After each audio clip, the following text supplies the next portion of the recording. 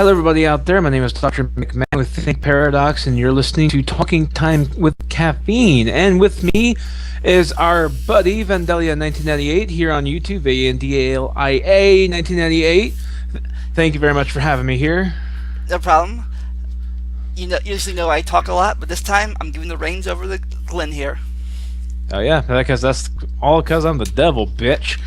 Aside from that, I have various voodoo mind trick powers. Since I am the devil, people got to understand that I got these weird things that I do. I constantly screw with people. Like, for example, these little cards here that say coexist.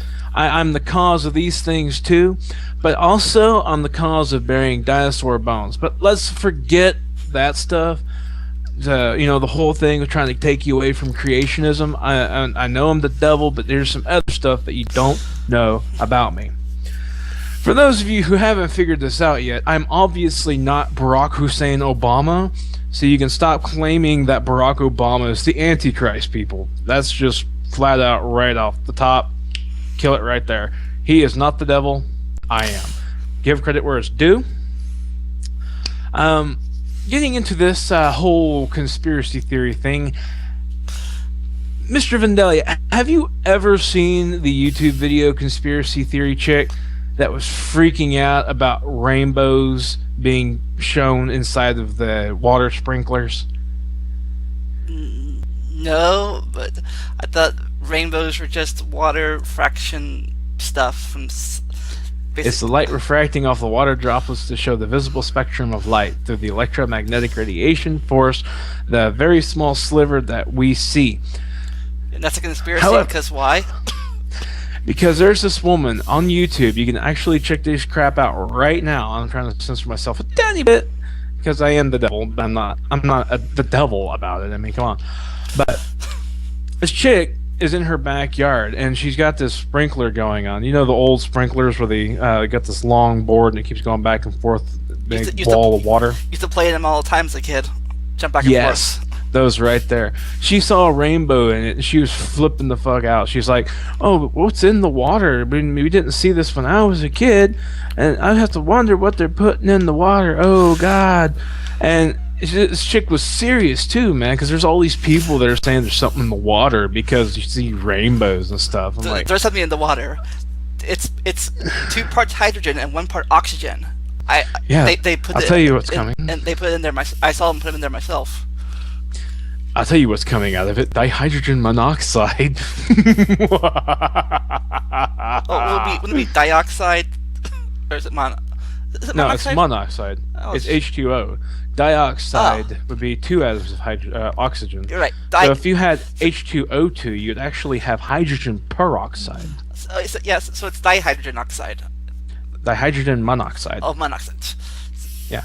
Mono being 1, so you have 1 molecule of oxygen with 2 molecules of hydrogen. So hydrogen, oxygen, dihydrogen monoxide. Which is fantastic. And there's people that have done radio shows where they were like, we got this stuff coming out of the sinks. It's called dihydrogen monoxide, and the FCC would crack down on them because people would freak out. They're like, "Oh God, there's dihydrogen monoxide coming out of the sink!" I guess that people think monoxide. They think of carbon monoxide. They think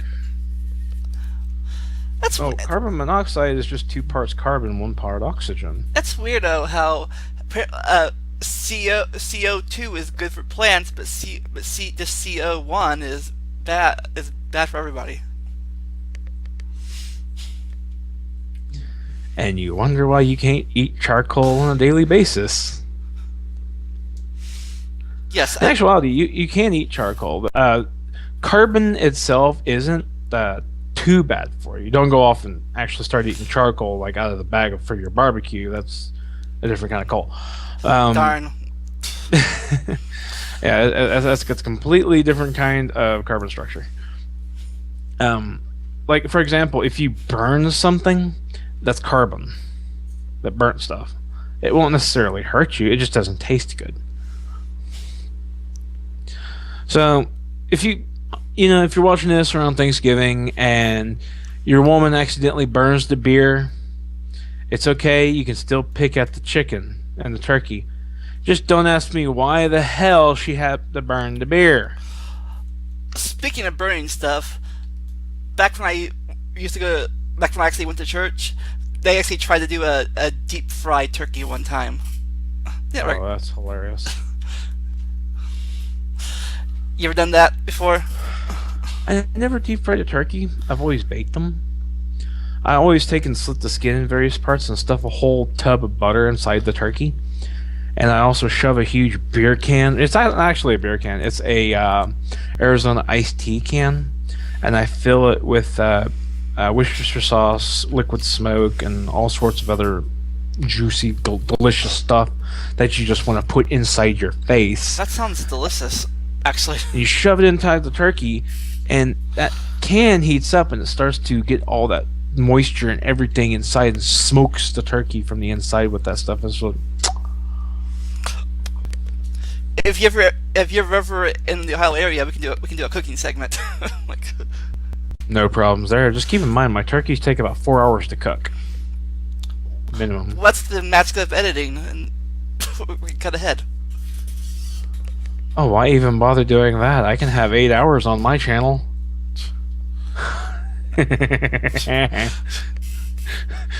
Just have a full 8 hours of me cooking the turkey. Just show or 4 hours of me cooking the turkey. And it's just straight on the turkey, waiting for it to cook.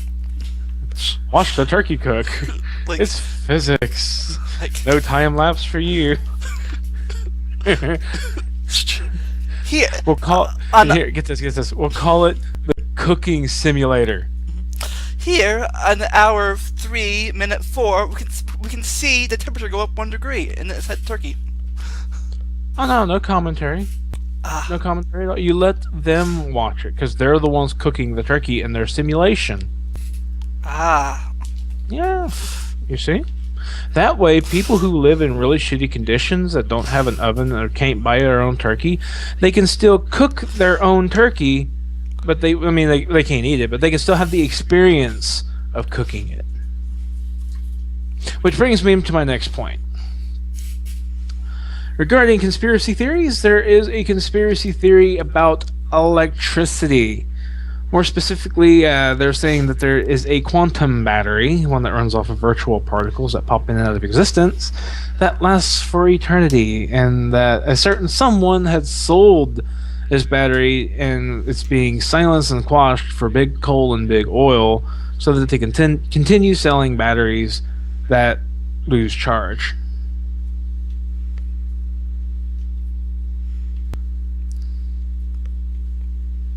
I shit you not. And this is like one of those stories where you got these reptile things where, you know, the whole Anunnakis, the whole reptile beings hiding, people that have watched They Exist were like it was a religion. Rupert Murdoch is not a reptile from the future or the past or another dimension. He's not a reptile at all. He's just a really big, stupid, idiot asshole, okay? Reptiles are smarter than Rupert Murdoch, in my opinion, at least. There's people that claim that I'm a fucking reptilian. And I'm like, I'm not a reptilian, I'm the devil.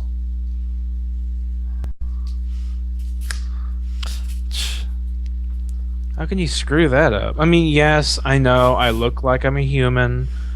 And when I'm in human form, I'm pretty drop dead sexy, if I don't say so myself, but yeah, I can't get over how hot I am.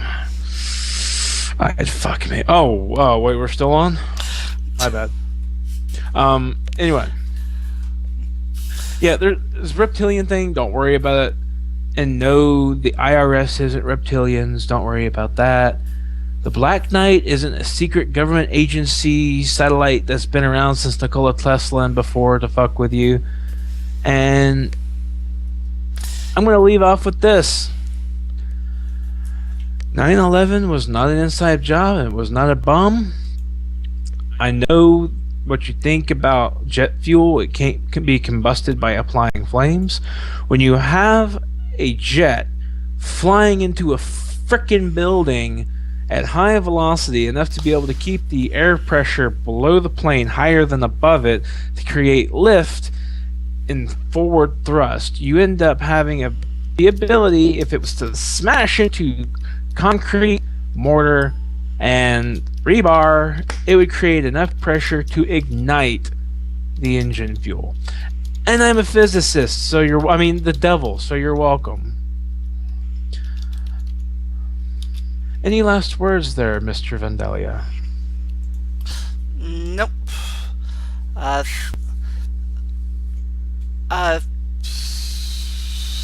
this. Oh, a question for you. Any conspiracies that you ever believed in, or do you, Have I ever believed in any particular conspiracy theory? or like thought was not believe that like that was so stupid it's cool or something like that? That's a good question. Did I ever personally believe in any conspiracy theories? Yeah, I used to be a Christian. I used to think homeopathy was real medicine. What's I that? used to think homeopathy is a old medicinal thing, which isn't really medicine. What they would do is they would take, like, for say, an herb or a poison or something, and they would put it like a drop inside of a jug of water, and they go shake it up, and then they'd dilute it again by taking a drop out of that, putting it in another jar of water, diluting it, and they do this 10 times. The idea was that the more diluted it was, the more powerful it was. So if you think about homeopathy in this way, based on how they do it, it's like taking a grain of rice, crushing it into a thing of powder, and then diluting it into a sphere of water the size of the fucking solar system, a sun in the middle with the Oort cloud all the way at the end, and you have homeopathy. Is that the same as like leeches and stuff? No. Leeches actually have a use. Ah, Like if and here's the thing, leech is a parasite, but they excrete an enzyme that prevents your blood from being able to clot, so they can just keep going. Nom, nom, nom, nom, nom. So people that have blood clots, like a blood clot in their leg, doctors still will do leech therapy in order to prevent the blood from clotting in that area. nice. So they're double agents. Here's another one that's a double agent, are maggots. Maggots are a great double agent. Because if you have a maggot that gets into your, or like a fly larva egg that gets in your eye or another part of your body, they'll actually burrow into you and try to eat your eye and shit. However, you can use maggots and throw maggots on top of a wound, and it'll clean and sterilize the wound. Oh, that reminds me of another conspiracy I remember reading in science class about how people used to think that bread or meat turned into maggots back in the day.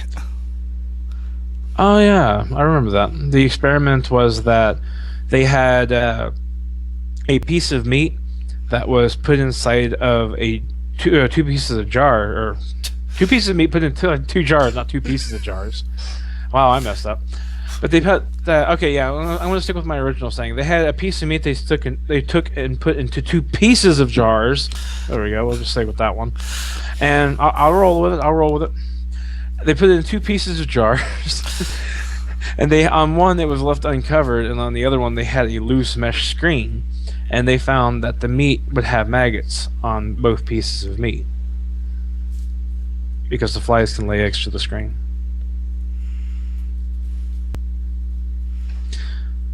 And here's another one that you guys can check out. Pouring Coca-Cola on pork produces tapeworms.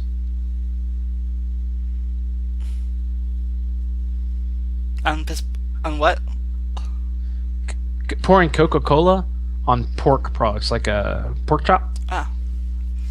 If you if you have a raw uncooked pork chop and put it inside of a pan and you pour Coca-Cola on top of it and just let it sit, it's allegedly going to have these worms come up. I got the Coke. You got the pork chops? Nope, I don't eat pork. Ah. Darn. We're gonna try. Let's see if we can do it right now.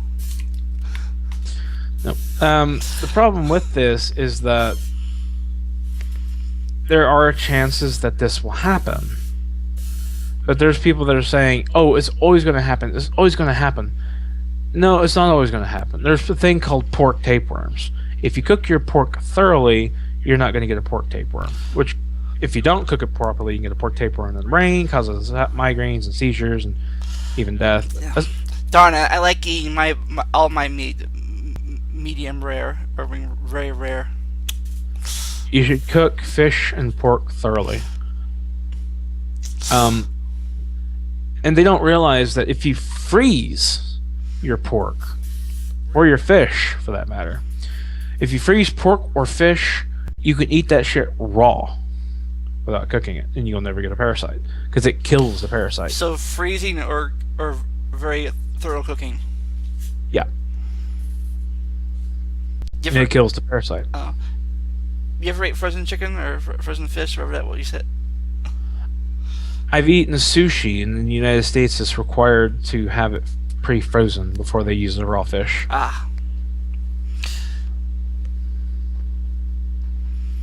Which is pretty delicious. I mean, I like the California sushi rolls. I've had sushi before. It was Ohio sushi, but I don't think it was. I like the sushi that has the cream cheese in it because it's extra Satan. So it's like a slice of hell right there.